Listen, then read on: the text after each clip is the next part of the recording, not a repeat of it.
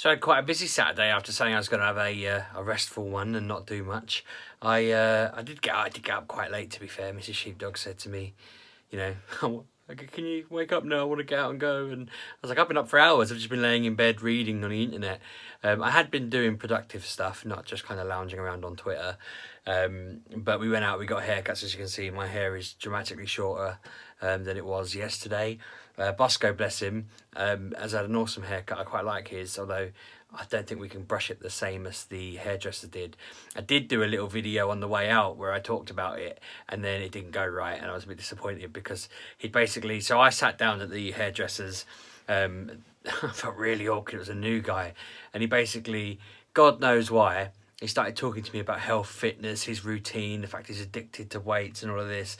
And it was like he was trying to get me to be like, oh yeah, no, I love that, yeah, I'm really... And I was thinking, but look at me, mate. Look at who you're talking to. I'm just going, all right, cool, okay, yeah.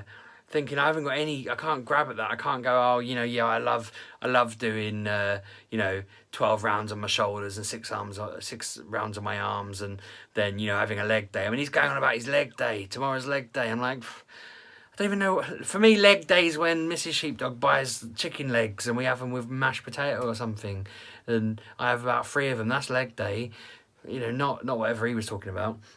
So I went for a bit of just awkward silence of me going, all right, thinking I'm not one for small talk with the barber anyway.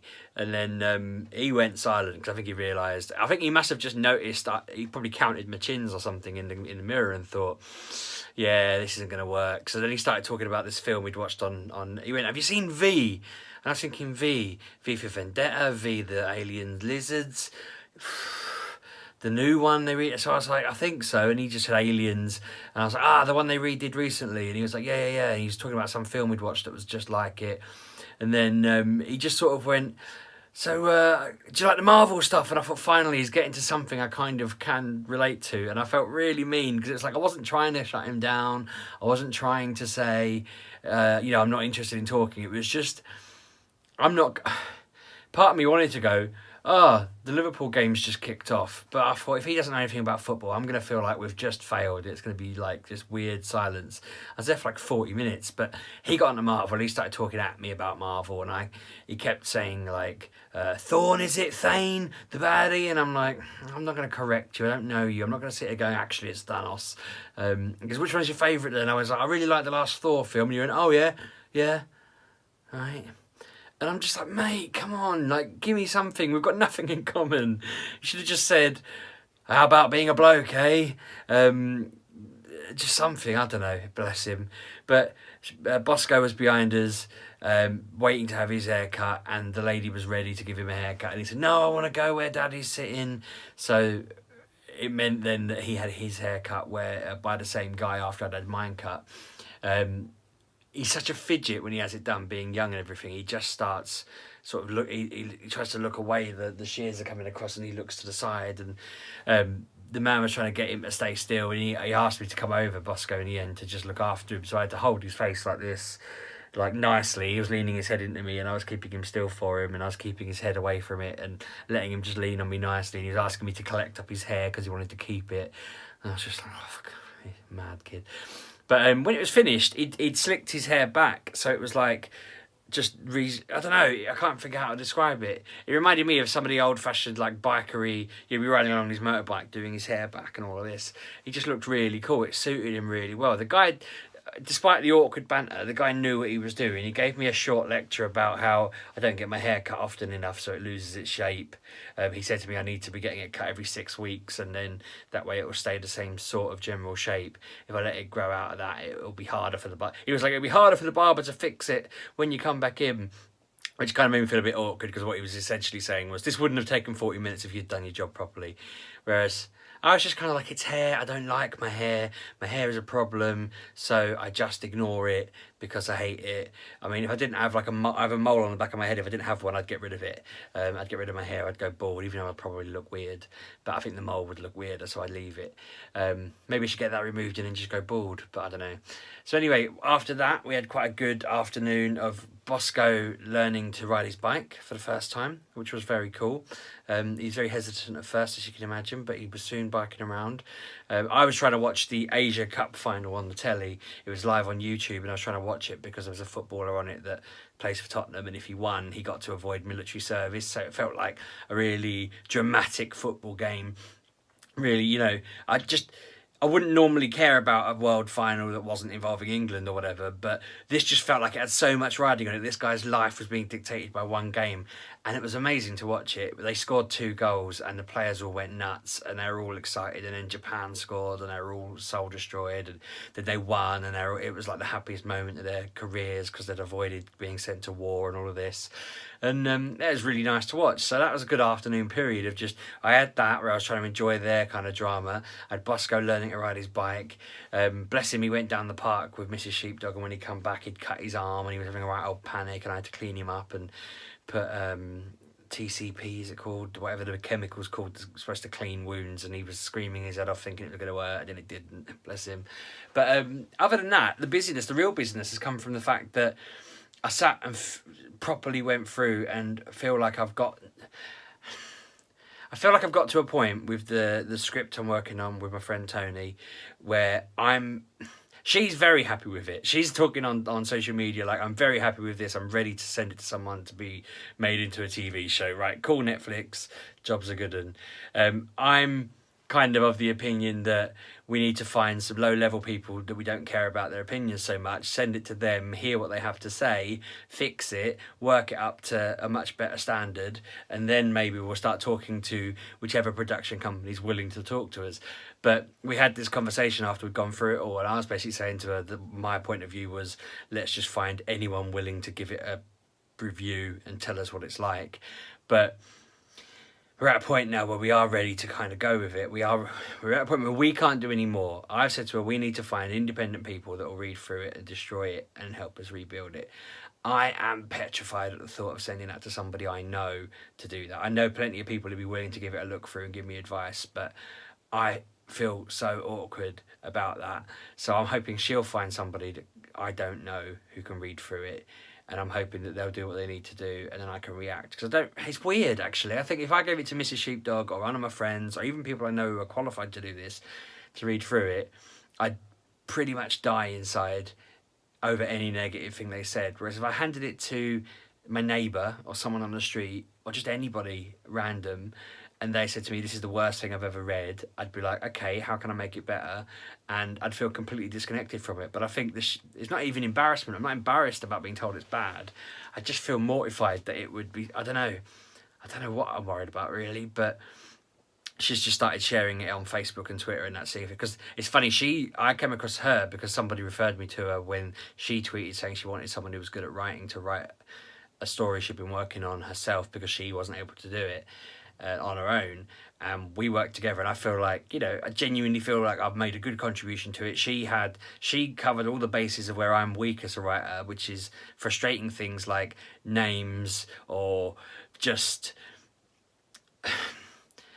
I don't know, names is the thing that takes me forever, but then it's like where they are or just world building around it. I can do a lot of world building, but it's just the nuts and bolts of it, like I'll write something and she'll be like, is this right? Or we question each other quite nicely. It works well because I feel like now it all makes sense. She created a problem, or she created a character or a situation, and I've gone, well, this isn't much of a problem.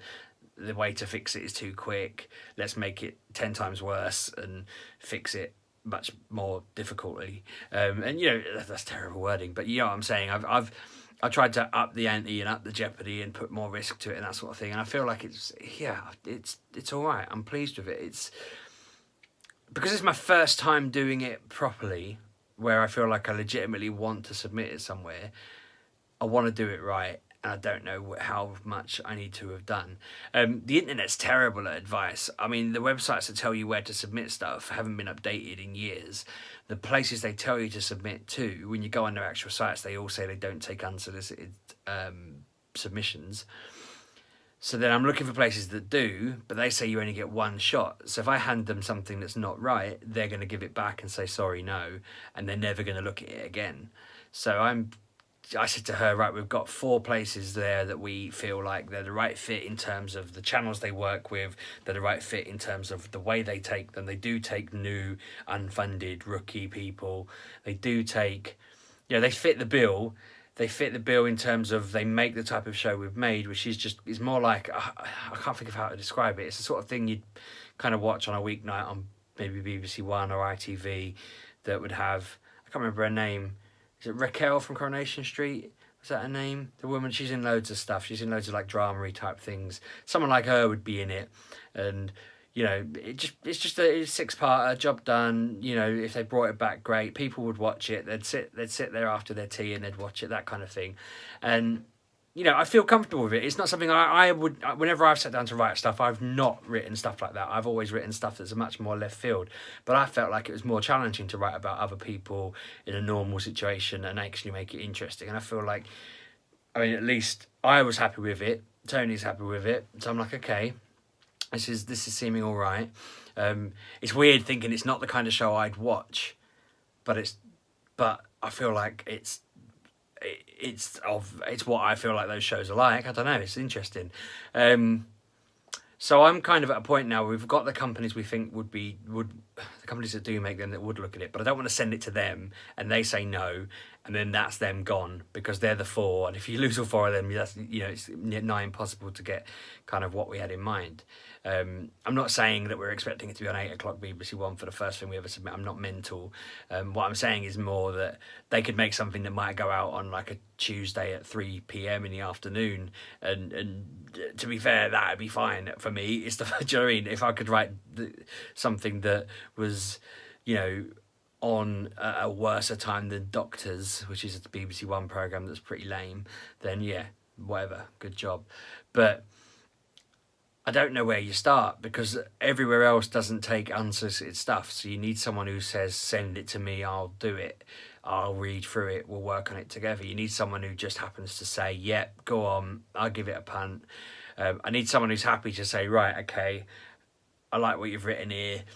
Let's spend some time fixing it up and we'll go from there. But the odds of that happening are impossible because there's everyone else who's writing is doing the same situation. So it is a bizarre one because it's just like, it's just a catch-22. You can't get what's the word? They won't solicit you unless you've got experience and a reputation, but you can't get a reputation without being solicited.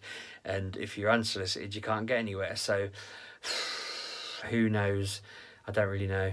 The other option, which I keep sort of half-heartedly putting out there every now and again, is we just make it ourselves. I did say if we submit it to enough places and get turned down, we'll just go the other route and get funding and make it ourselves and do that. We can make the first YouTube, probably not the first YouTube drama, but that's not quite what I meant to say when I said it. The first, I don't know, UK short soap opera type thing.